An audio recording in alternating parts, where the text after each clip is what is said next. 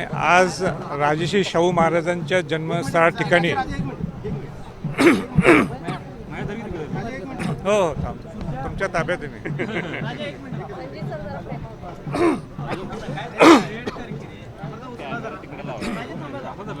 हो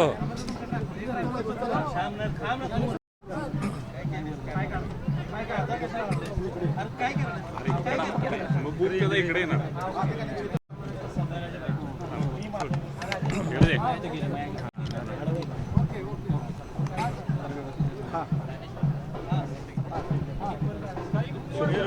राजे खरं तर दोन मागण्या तुम्ही केलेल्या आहेत काय सांगा? आज राजश्री छत्रपती शाहू महाराजांच्या जन्मस्थळा ठिकाणी संग्रहालयाचं लोकार्पण सोहळा होता आणि म्हणून या कार्यक्रमाला सांस्कृतिक मंत्री शेलाजी आले होते आणि म्हणून मला असं वाटलं की आपण ही संधी साधून एक दोन मागण्या त्यांच्या समोर ठेवल्या.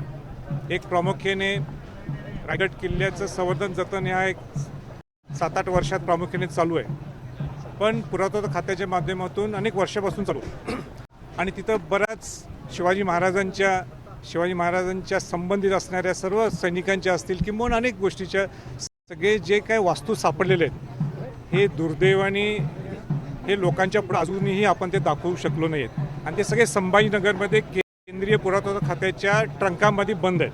आणि म्हणून माझी त्यांना मागणी ही होती की जी शिवसृष्टी तिथं स्थापन होणार आहे रायगडच्या पायथ्याला, त्या तिथं जे संग्रहालय उभा राहणार आहे त्या ठिकाणी रायगडच्या मूळ ज्या वास्तू सापडलेल्या आहेत तिथं जे केंद्रीय पुरातत्व खात्याच्या ताब्यात आहेत संभाजीनगरमध्ये, ते परत एकदा आपण पुढाकार घ्यावा आणि ते रायगड प्राधिकरणच्या ताब्यात द्यावं अशी मी त्यांना विनंती केली.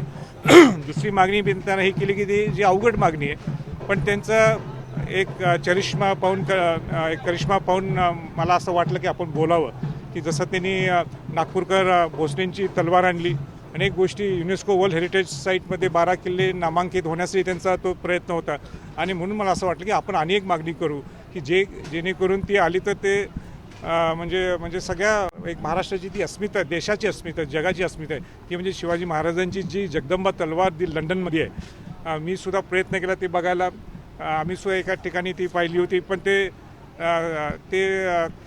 अजूनही ओपन होत नाहीत, क्लिअर होत नाहीत, पण ती जगदंबा तलवार तिथं निश्चित आहे याबद्दल काही दुमत नाही. ती कुठनं गेली आहे ते सगळ्यांना कल्पना आहे आणि म्हणून त्यात मी काही खोल जात नाही, पण ती जगदंबा तलवार यावी याच्यासाठी मी खासदार असताना ते नरेंद्र मोदीजींकडे मी पत्रावर केलं होता, भेट घेतली होती आणि तेच त्यांनी पुढाकार घ्यावा, मुख्यमंत्र्यांनी पुढाकार घ्यावा आणि म्हणून त्या निमित्ताने आज मी ही दुसरी मागणी त्यांच्याकडे सुद्धा आज केली.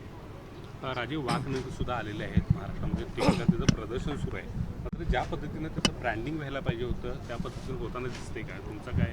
नाही, मी त्याबद्दल काही बोलणार नाही. मी स्वतः लंडनला असताना मी ती वाघनख पाहिली होती, त्याचे 2 विषय त्या बाबतीत म्हणून त्यात वादाच्या ह्याच्यात मला ते काय पडायचं नाही. पण अल्बर्ट म्युझियममध्ये जी वाघनख होती मी स्वतः पाहिली होती, मी स्वतः पोस्ट केलं होतं, त्यांनी प्रयत्न केला आणि त्यांनी आणली सुद्धा इथं आणि म्हणून त्याच्याबद्दल त्यांचं कौतुक आहे.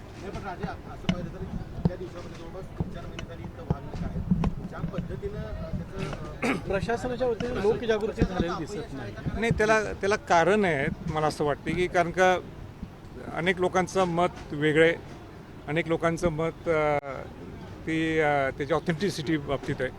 म्हणून मला असं वाटतं की ज्या पद्धतीने त्याचा उठाव व्हायला पाहिजे होता, उठाव म्हणण्यापेक्षा ज्या पद्धतीची जी पब्लिसिटी व्हायला पाहिजे होती ती झाली नसेल असं मला वाटतं. म्हणून पण अल्बर्ट म्युझियममध्ये ती वागणूक ठेवली होती का?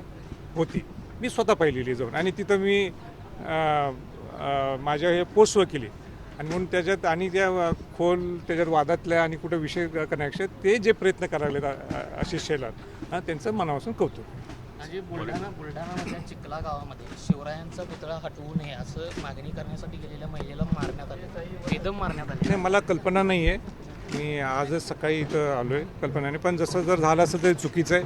कोणी कायदा हातात घेऊ नये मी ह्या मताचं आहे. आणि मी आता तुम्ही विचारले प्रश्न तर मी निश्चित सखोल त्याचा म्हणजे माहिती घे.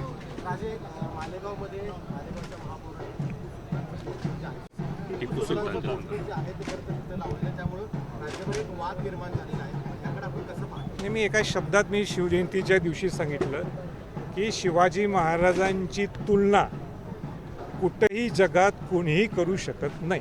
एवढा विषय क्लोज आहे. पॉलिटिकल राज्यसभा आता आहे का?